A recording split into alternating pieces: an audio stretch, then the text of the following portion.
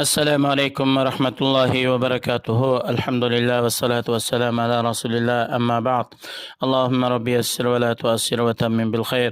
سبحانك لا علم لنا إلا ما علمتنا إنك أنت العليم الحكيم. Hürmetlik ustazlar, qarindoshlar, bugungi tafsir darsimiz Baqara surasi 77-oyatdan 84-oyatgacha. A'udhu billahi minash shaytonir rojim. Bismillahir rohmanir rohim. أولا يعلمون أن الله يعلم ما يسرون وما يعلنون ومنهم أميون لا يعلمون الكتاب إلا أماني وإن هم إلا يظنون فويل للذين يكتبون الكتاب بأيديهم ثم يقولون هذا من عند الله ليشتروا به ثمنا قليلا فويل لهم مما كتبت أيديهم وويل لهم مما يكسبون. Bu oyatlarning qisqacha tarjimasi. Biz ilgirki darsimizda Yahudilarninki qalbining, dilining toshdan qitib ketganligini bayon qilib o'tdik. Alloh subhanahu va taolaning ularning bu oshkor yoshirin qilgan qilmishlarini bandalariga oshkorlab, o'zlarini rasvo qilganligidan ularga g'afil qolgan. Yahudilardan bir bo'lik kishilar bor, bular Tavratni bilmaydi. O'qishni bilmaydi. Faqat tilovatini anglaydi. Uningdan oyat nimani bildirdi, nima maqsad qildi, buni tushunmaydi. Ular faqat o'zlarininki katavashlari, mollalardan shu anglab olgan yolg'on qilam esiladi va buni Alloh subhanahu va taolo nozil qilgan Tavratning jumlasidan deb o'ylab qoladi. Tavratni o'zining qo'llari bilan yozib, o'zgartgan, enandan keyin qarab turib yolg'on so'zlab bu Allohning huzuridan tushgan deb shu orqali haqni almashtirish, dinni va to'g'ri yo'lni ozg'inak pulga tegishib etish, mol-mulk va mansab, obro'y deganga o'xshash. Ularningki qo'li bilan Tavratni o'zgartganligi va buni Allah tarafdan nazil bo'lgan deb Allohga yolg'on so'zlaganligi uchun ular qattiq azob bo'lsin. Shuningdek, ularningki Allohning kitobi bo'lgan Tavratni o'zgartib, shu orqali mol, dunyo, nom, amal, mansabga almashtirganligi uchun Allohningki qattiq azobi ularga bo'lsin. وقالوا لن تمسنا النار إلا أياما معدودة قل اتخذتم عند الله أحدا فلن يخلف الله أحده أم تقولون على الله ما لا تعلمون بلى من كسب سيئة وأحاطت به خطيئته فأولئك أصحاب النار هم فيها خالدون. Ular yolg'onchilik qilib, mag'rurlanib, boshqalarni aldab shunday deydi. Bizga do'zax azobi yetmaydi. Biz do'zaxga faqat bir qancha kunlar kiramiz. Ya'ni ba'zi tafsir olimlari deydi, bizning ota-bobimiz burun bir 7 kun yoki 40 kun mo'zayga ibodat qilgan, mo'zayga cho'qingan.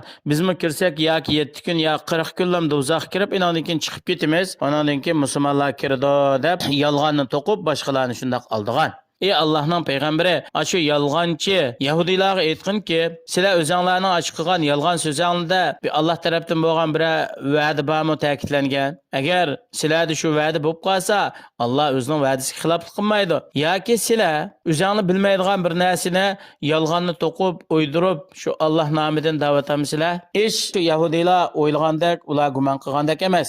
Haqiqatan Alloh subhanahu va taolo furliq qilish bilan yomon amal qilgan har qanday insonni shuningga loyiq azoblaydi. U insonni gunohi har tarafdan qurshab turadi.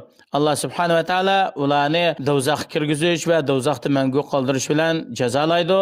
Ular do'zaxda mangu qoladi. والذين آمنوا وعملوا الصالحات أولئك أصحاب الجنة هم فيها خالدون. Hamda Allohga va Allohninki elchisiga iymon etgan, yaxshi amallarni qilgan mu'minlar uchun Allohning huzurida ularning qilgan amallarining savobi bor. U bo'lsa-mu doimlik bo'lgan jannatga kirishdan iboratdir. Ular u jannatda mangu qoladi. Va idza akhadna mithaqa bani Isroila la ta'buduna illa Alloh va bil والدين إحسانا وذي القربى واليتامى والمساكين وقولوا للناس حسنا وأقيموا الصلاة وآتوا الزكاة ثم توليتم إلا قليلا منكم وأنتم معرضون. İsrail avlodlari, ya'ni o'z vaqtida sizlarning ota-bobolaringlardan sizlardan ilingan alohida ta'kidlangan va'da, ahdi, misoqni eslanglar. Bu va'da qaysi desa, Allohni yakkigani bir bilish, Allohga Allohning g'ayrini shirik qilib cho'qinmaslik, ya'ni Allohga shirik keltirib ibodat qilmaslik, ota-onaga yaxshilik qilish, urug' tuqqanlarga yaxshilik qilish, yetim, yesirlarga, faqir, miskin, ehtiyojli kishilarga yaxshilik qilishdan iborat va kishilarga nayti güzel, chiroyli so'z qilish, kishilarni yaxshilikqa buyurish, qo'pollik qilmasdan, yomonlikdan cheklash, namozni shu sizlarni Alloh qandoq buyurgan bo'lsa, shu yo'lga asosan mukammal, to'liq ado qilish. Alloh subhanahu va taolo sizlarga ato qilgan molni, uningki zakatini berish, uni zakat haq bo'lgan kishilarga chin qalbinglardan rozi bo'lib, xursandlik bilan zakatni berishdan iborat shu ahdilar. Sizlardan ba'zinglar mush ahdidan keyin ahdiga vafo qilishdan yuz o'rdinglar. Allohga va'dani berib bo'lib, keyin va'danglarni to'midinglar, vafosizlik qildinglar. Oyatdan ilinadigan foydalar, ahli kitobdagi ba'zisi Alloh nozil qilgan narsaninki ilmlarini biz bilmaymiz deb da'vo qiladi. Haqiqatda ularda hech qanday bir ilm yo'q. Alloh nazil qilgan narsani bilishda bir ilm yo'q. Faqat bular o'zlarininki xiyoli, nodonligi, jahilligiga taynidi.